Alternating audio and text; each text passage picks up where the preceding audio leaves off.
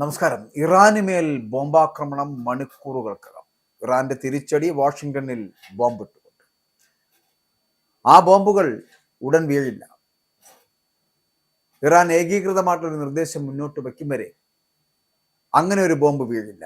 പക്ഷേ വീഴും. ആ ബോംബുകൾ പക്ഷെ മണിക്കൂറുകൾക്കകം ഇറാനുമേൽ പതിക്കും, ഇറാനെ തകർക്കും. പക്ഷെ അതേപോലെ തന്നെ തിരിച്ചടിയും ഉണ്ടാകും. ഇറാന്റെ തിരിച്ചടി പക്ഷേ വാഷിംഗ്ടൺ നഗരത്തെ തകർത്തുകൊണ്ടായിരിക്കും, ബോംബിട്ടുകൊണ്ടായിരിക്കും. ഇതാണ് ഇനി വരാൻ പോകുന്ന മണിക്കൂറുകളിൽ സംഭവിക്കാൻ പോകുന്നത്. ഇന്നത്തെ ഒരു ദിവസം, ഇന്നത്തെ മണിക്കൂറുകൾ എന്ന് പറയപ്പെടുന്നത് അമേരിക്കയ്ക്കും ഒപ്പം തന്നെ ഇറാനും നിർണായകമാണ്. ഇറാനുമായിട്ടുള്ള 2 ആഴ്ചത്തെ വെടിനിർത്തൽ കാലാവധി വീണ്ടും നീട്ടിയതായിട്ട് US പ്രസിഡന്റ് ഡൊണാൾഡ് ട്രംപ് പ്രഖ്യാപിച്ചിരിക്കുന്നു. എന്തുകൊണ്ട്? എന്തിനിങ്ങനെ നീട്ടിവെക്കണം? ഡൊണാൾഡ് ട്രംപിന് ഭയമല്ലേ? ഇത് ചിന്തിക്കുന്നവർ കുറവല്ല. ഇറാന്റെ ഭരണകൂടത്തിൽ ഭിന്നതകൾ നിലനിൽക്കുന്ന സാഹചര്യത്തിലാണ് ഈ തീരുമാനമെന്നാണ് ട്രംപ് പറയുന്നത്. അമേരിക്കയുമായും ഇസ്രയേലുമായുള്ള യുദ്ധം അവസാനിപ്പിക്കുവാൻ ഇറാന്റെ നേതാക്കളും പ്രതിനിധികളും ഒരു ഏകീകൃത നിർദ്ദേശം സമർപ്പിക്കുന്നതുവരെ വെടിനിർത്തൽ തുടരുമെന്നാണ് പറയുന്നത്. എന്നാൽ ഇറാനുമേൽ ബോംബാക്രമണം മണിക്കൂറുകൾക്കകം നടത്തുവാനും അവർ മടിക്കില്ല എന്ന് കൂടി പറയുന്നുണ്ട്. അതുപോലെ തന്നെ ഇറാന്റെ തിരിച്ചടി അത് വാഷിംഗ്ടണിൽ ബോംബിട്ടുകൊണ്ടായിരിക്കും എന്നുള്ള കാര്യത്തിൽ യാതൊരു തരത്തിലുള്ള സംശയത്തിനും ഇടയില്ല എന്നുള്ളതാണ്. ഇവിടെ ഈ നീട്ടിവെക്കൽ ഉണ്ടായത് എന്തുകൊണ്ടാണ് എന്ന് ചോദിച്ചാൽ, പാകിസ്ഥാൻ പ്രധാനമന്ത്രി ഷെഹ്ബാസ് ഷെരീഫ്, ഫീൽഡ് മാർഷൽ അസീം മുനീർ എന്നിവരുടെ അഭ്യർത്ഥന മാനിച്ചിട്ടാണ് ആക്രമണം നീട്ടിവെക്കാൻ തീരുമാനിച്ചത് എന്നുള്ള ട്രംപിന്റെ പ്രസ്താവന പുറത്തു വന്നു. ഇറാൻ സർക്കാർ നിലവിൽ പല തട്ടിലാണ് എന്ന് കൂടി അദ്ദേഹം നിരീക്ഷിക്കുന്നുണ്ട്. ഉപരോധം തുടരുവാനും ഏത് സാഹചര്യത്തെയും നേരിടാൻ സജ്ജരായിരിക്കുവാനും ട്രംപ് സൈന്യത്തിന് നിർദ്ദേശം നൽകി. ഇറാൻ ഭരണകൂടത്തിനുള്ളിൽ രൂക്ഷമായിട്ടുള്ള ഭിന്നത നിലനിൽക്കുന്ന സാഹചര്യത്തിലാണ് ആക്രമണ നീക്കത്തിൽ നിന്ന് തൽക്കാലം പിന്മാറുന്നതെന്ന് ട്രംപ് വ്യക്തമാക്കി.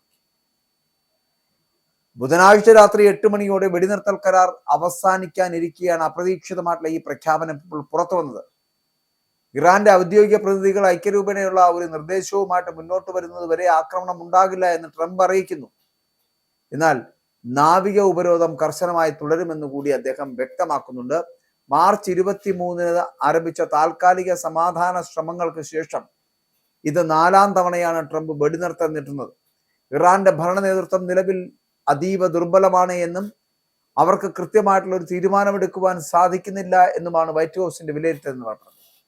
പാകിസ്ഥാൻ ഉൾപ്പെടെയുള്ള മധ്യസ്ഥ രാജ്യങ്ങളുടെ നിരന്തരമായിട്ടുള്ള അഭ്യർത്ഥന മാനിച്ചാണ് ഈ തീരുമാനമെന്ന് ട്രംപ് പറയുമ്പോഴും സമാധാന ചർച്ചകൾക്ക് ഇനിയും അവസരമുണ്ട് എന്നുള്ള പാകിസ്ഥാന്റെ വാദം അമേരിക്ക തത്വത്തിൽ അംഗീകരിക്കുന്നു.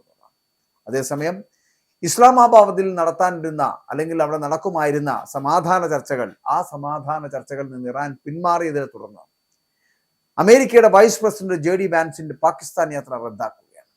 ചർച്ചകൾക്കായിട്ട് വാൻസ് ചൊവ്വാഴ്ച പുലർച്ചെ തിരിക്കുമെന്നായിരുന്നു നേരത്തെയുള്ള തീരുമാനം. പക്ഷേ അദ്ദേഹം എത്തിയില്ല. ഹോർമൂസ് കടലിടുക്കിലെ എണ്ണക്കപ്പലുകൾ തടഞ്ഞുകൊണ്ടുള്ള അമേരിക്കൻ നാവിക ഉപരോധമാണ് ചർച്ചകൾ വഴിമുട്ടാൻ പ്രധാനമായ കാരണം. ലോകത്തെ എണ്ണ വ്യാപാരത്തിന്റെ 5-1 നടക്കുന്ന ഈ പാതയിൽ അമേരിക്ക നിയന്ത്രണം കടുപ്പിച്ചിരിക്കുന്നു. ഇറാന്റെ ആണവ പദ്ധതികൾ പൂർണ്ണമായിട്ടും ഉപേക്ഷിക്കുവാൻ തയ്യാറാകാത്തതിനെ തുടർന്നാണ് ട്രംപ് ഇത്തരം ഒരു കടുത്ത ഉപരോധം ഏർപ്പെടുത്തിയതെന്നാണ് പറയപ്പെടുന്നത്. കഴിഞ്ഞ ദിവസങ്ങളിൽ ഇറാനിലേക്കുള്ള എണ്ണക്കപ്പലുകൾ അമേരിക്കൻ സൈന്യം പിടിച്ചെടുക്കുന്ന ഒരു സാഹചര്യം ഉണ്ടായിരുന്നു. എന്നാൽ ഭീഷണിക്ക് വഴങ്ങി ചർച്ചകൾക്കില്ല എന്നും പോരാട്ടം തുടരുവാൻ തങ്ങൾ സജ്ജമാണ് എന്നുള്ള ഇറാന്റെ ശക്തമായിട്ടുള്ള നിലപാട് അക്ഷരാർത്ഥത്തിൽ ട്രംപിനെ ചൊടിപ്പിച്ചു. ഇറാന്റെ parliament speaker Mohammad Bagher Ghalibaf ഇക്കാര്യം ആവർത്തിച്ച് വ്യക്തമാക്കി. ട്രംപിന്റെ സമ്മർദ്ദ തന്ത്രങ്ങൾ അത് ഇറാനിലെ തീവ്ര നിലപാടുകാർക്ക് കൂടുതൽ കരുത്ത് നൽകുന്നതാണ്. ഉപരോധം ഇറാനിലെ ആഭ്യന്തര രാഷ്ട്രീയത്തെ കൂടുതൽ സങ്കീർണമാക്കുമെന്നുള്ള കാര്യത്തിൽ തർക്കമില്ലാത്തതാണ്. വെടിനിർത്തൽ നീട്ടിയെങ്കിലും മേഖലയിലെ സൈനിക സന്നദ്ധത കുറയ്ക്കില്ല എന്നുള്ളത് തന്നെയാണ് വൈറ്റ് ഹൗസ് വൃത്തങ്ങൾ അറിയിച്ചിരിക്കുന്നത്. സൈന്യം ആക്രമണത്തിന് സജ്ജമാണ് എന്ന്, ഏത് നിമിഷവും തിരിച്ചടിക്ക് തയ്യാറായിരിക്കുമെന്നും അധികൃതർ മുന്നറിയിപ്പ് നൽകുന്നത് തന്നെ ഞാൻ ആദ്യം സൂചിപ്പിച്ചതുപോലെ ഇറാനുമേൽ ഇപ്പോൾ ഉള്ള വെടിനിർത്തൽ കരാർ 2 ആഴ്ച കൂടി നീട്ടുമ്പോഴും മണിക്കൂറുകൾക്കകം തന്നെ ഇറാനുമേൽ ബോംബാക്രമണം നടക്കുമെന്നുള്ള കാര്യത്തിൽ തർക്കമില്ല എന്നുള്ള സൂചനകൾ തന്നെയാണ് ട്രംപ് മുന്നോട്ട് വെക്കുന്നത്.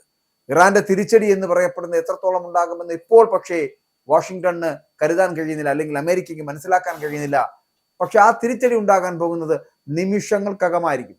അതായത് ഇറാന്റെ മേൽ മിസൈൽ ആക്രമണങ്ങൾ നടത്തി നിമിഷങ്ങൾക്കകം വാഷിംഗ്ടണിൽ ബോംബിടുന്ന ഒരു സാഹചര്യത്തിലേക്ക് ഇറാൻ എത്തിച്ചേരുമെന്നുള്ളതാണ്. അങ്ങനെ തകർച്ചയുടെ വക്കിലേക്ക് ഇറാനും അമേരിക്കയും എത്തുന്നു ഈ യുദ്ധത്തിലൂടെ എന്ന് പറയേണ്ടി.